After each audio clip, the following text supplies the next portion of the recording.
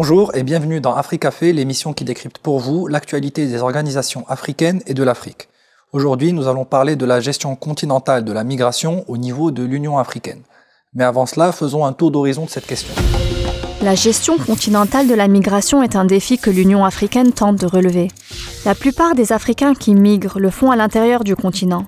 Et c'est pour cela qu'une organisation comme l'Union africaine pourrait assurer la libre circulation des personnes au sein des pays africains, notamment à travers la mise en place d'une réglementation claire, l'accompagnement des États dans la mise en place d'outils de contrôle aux frontières et la mise en place d'un passeport africain lancé par l'Union africaine en 2016. Pour ce faire, l'Union africaine a mis en place un protocole en 2018 au sujet de la libre circulation des personnes. Les États africains ont convenu d'appliquer le protocole en 3 phases progressives. Il s'agit du droit d'entrée et de la suppression de visas, du droit de résidence et du droit d'établissement. La libre circulation des personnes est un pilier important du processus d'intégration africaine dans sa dimension du développement socio-économique du continent africain.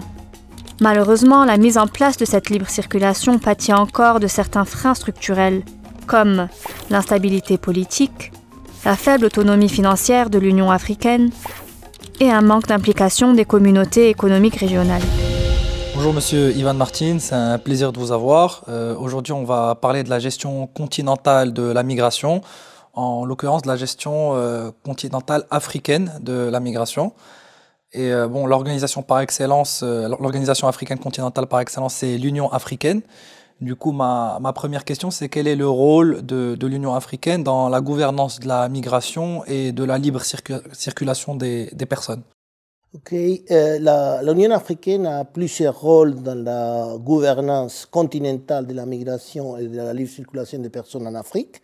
En premier lieu, bien sûr, la définition de ces standards communs pour l'ensemble du continent. Il l'a fait par exemple sur les réfugiés déjà en 1969 avec une convention sur des aspects spécifiques concernant les réfugiés en Afrique, puis avec la convention de Kampala par exemple par rapport aux déplacés internes en 2006. Par la suite, les rôles de l'Union africaine, c'est aussi de formuler des stratégies communes pour l'ensemble du continent, notamment dans les domaines des politique migratoire. Il a adopté un cadre de politique migratoire commun déjà en 2006, qui dernièrement a été renouvelé en 2018. Il a adopté un programme conjoint sur la migration du travail avec les Nations Unies et l'Union africaine. Et elle a aussi adopté les protocoles sur la libre circulation des personnes qui a été lancé dans les sommets de 2018 à Addis Abeba. Justement, oui, il y a eu ce protocole de 2018. Aujourd'hui, on est en 2022. On en est où par rapport à ce protocole qui était censé être un peu plus exécutif? Est-ce qu'aujourd'hui, il entre en application? Est-ce que l'Union africaine s'en sert? Bon, en réalité, elle était sincère sans doute, mais c'était un projet politique de longue haleine. Hélas, 4 années après l'adoption formelle du protocole, seulement 4 États, à savoir Sao Tomé, Mali, Niger et Rwanda, l'ont ratifié. Et il faut un minimum de 15 États membres pour les ratifier. Les raisons, il faut savoir que même au niveau des communautés économiques régionales, seulement dans 3 cas, les protocoles sur la libre circulation des personnes sont effectivement en force, à savoir dans les cas de la CEDEAO, dans les cas de la Communauté économique des États d'Afrique centrale, les CAC, et dans les cas de la Communauté d'Afrique de l'Est. Pour les autres, ils sont encore des projets à ratifier et à mettre en application effective. Et pourquoi cette frilosité avancée vers la libre circulation des personnes? D'un côté, sans doute, il y a des concepts très différents dans les différents pays sur qu'est-ce que ça signifie exactement la libre circulation des personnes. Est-ce que ça inclut simplement les droits à accéder les territoires sans visa pendant une période de 90 jours? Est-ce que ça intègre aussi les droits d'établissement des entrepreneurs et des travailleurs? Est-ce que ça intègre aussi la reconnaissance des qualifications, etc. Donc, première question, une question conceptuelle.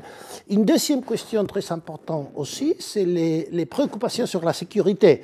Il y a beaucoup d'États africains qui, faute d'une coopération poussée en matière de sécurité avec leurs voisins, ne sont pas prédisposés à ouvrir les frontières aux citoyens de ces États tiers.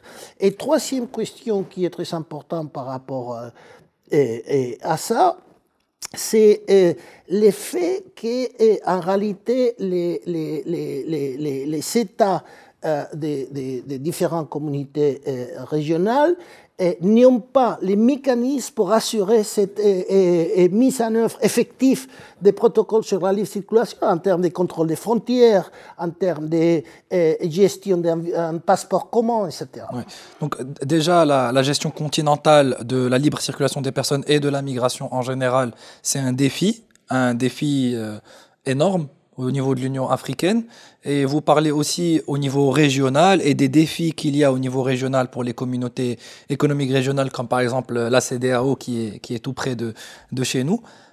Moi, la question que je veux vous poser, c'est justement, est-ce que ces communautés régionales, elles ont un rôle dans la gouvernance des migrations, de la migration, et un rôle à jouer pour l'avancement de la libre circulation des personnes, qui est un objectif politique clair de l'Union africaine?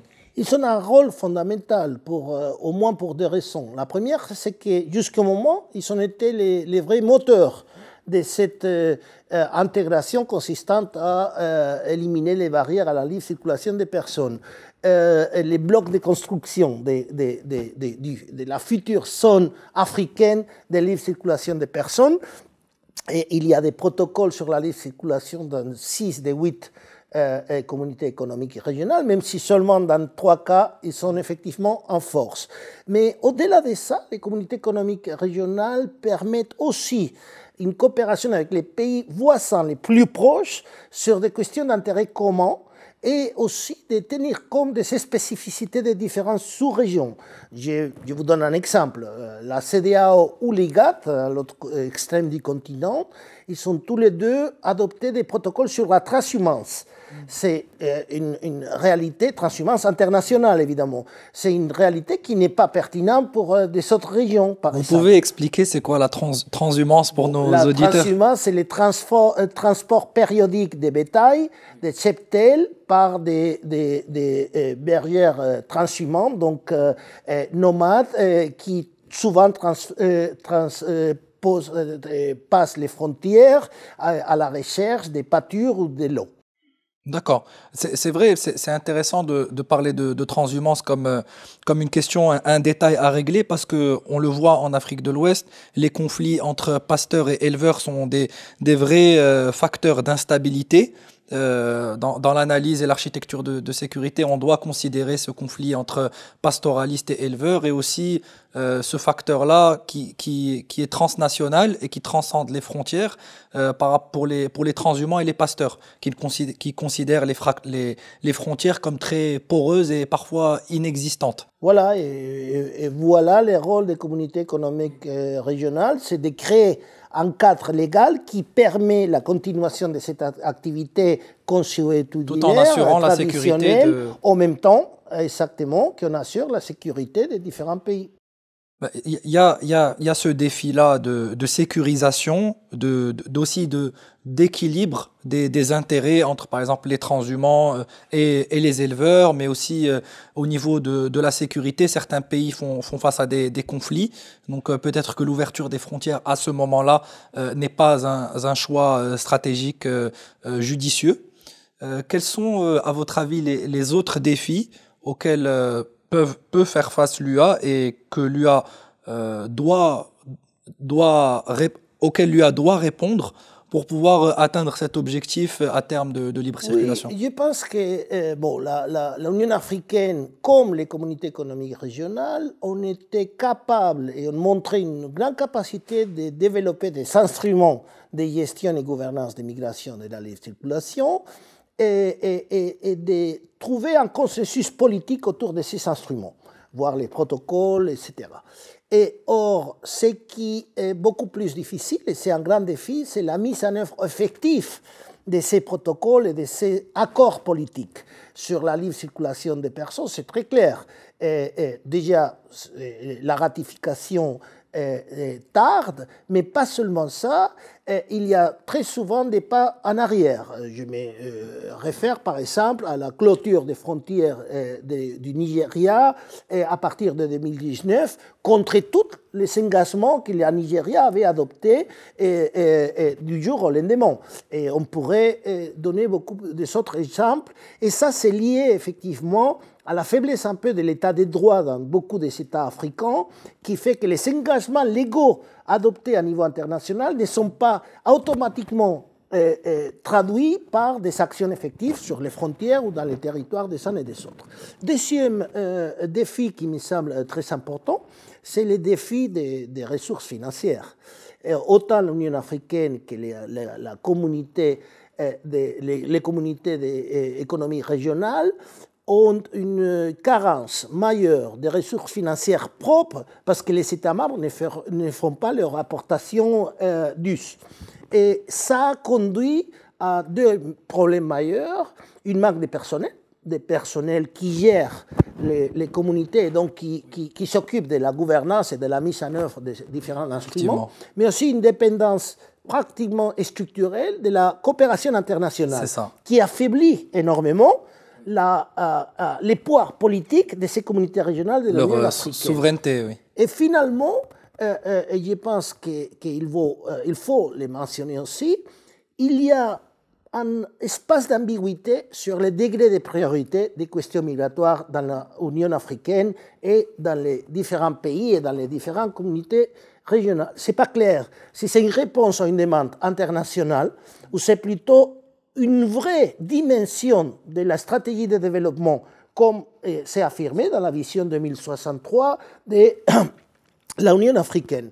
Et tant que cette question de degré de priorité politique des questions migratoires et de la libre circulation ne soit pas réglée entre les Africains et dans les pays respectifs et dans les instances régionales, c'est très difficile avancer vers une gouvernance un peu plus, je dirais, solide et structurée. D'accord.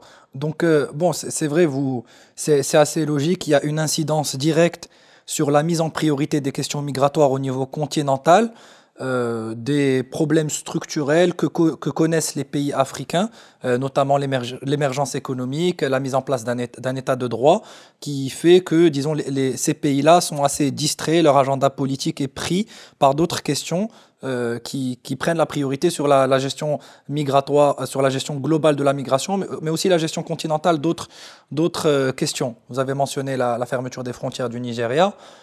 En 2019, on peut parler aussi de la fermeture des frontières du Mali, qui a été imposée par les membres de la CEDEAO, qui retarde aussi l'agenda de l'Union africaine pour la libre circulation des personnes. Donc on voit qu'il y a une incidence. Et aussi, vous mentionnez le manque d'autonomie des organisations et régionales et continentales, notamment l'Union africaine. On l'avait vu dans un épisode précédent, qui est assez tributaire des financements étrangers, notamment ceux de l'Union européenne et de la Chine. Donc on revient toujours à ces problèmes structurels. Je rappelle juste que la gestion migratoire au niveau continental est importante. C'est, comme vous le dites, Monsieur Martin, c'est un objectif continental, c'est un objectif de l'Union africaine à atteindre. Tout à fait. Il ne faut pas oublier que l'Afrique reçoit 45 milliards d'euros en transfert des migrants étrangers, à l'étranger. Première question. Déjà en 1996, l'Union africaine a publié une stratégie migration et développement, une position commune en matière de migration et développement, parce qu'elle considérait que la migration est une dimension fondamentale du développement du continent. Et il faut savoir qu'il y a 41 millions de migrants d'après les Nations Unies en Afrique, dont la moitié, un peu plus de la moitié, reste dans des autres pays africains. Oui. Alors, ça nécessite une gestion continentale. Et en plus, il y a un rôle très important pour une institution comme l'Union africaine ou les communautés économiques régionales, c'est la collecte des données et la promotion de la recherche et l'analyse sur ces données. Et là, l'Observatoire africain des migrations, qui était inauguré ici à Rabat en décembre 2020 et qui malheureusement n'est toujours pas devenu totalement opérationnel, est sans doute un outil très important pour promouvoir cette recherche et cette analyse. Merci beaucoup, Monsieur Martin. On aimerait étendre cette discussion, mais je pense qu'on a un bon, topo, un bon résumé des questions et des défis auxquels fait face la gestion continentale de la migration. Donc, je vous remercie pour votre rapport. Vous remercier. Merci. Merci. Pour en savoir plus, vous pouvez consulter le site internet du Policy Center, policycenter.ma, et à bientôt pour un nouvel épisode d'Africafé.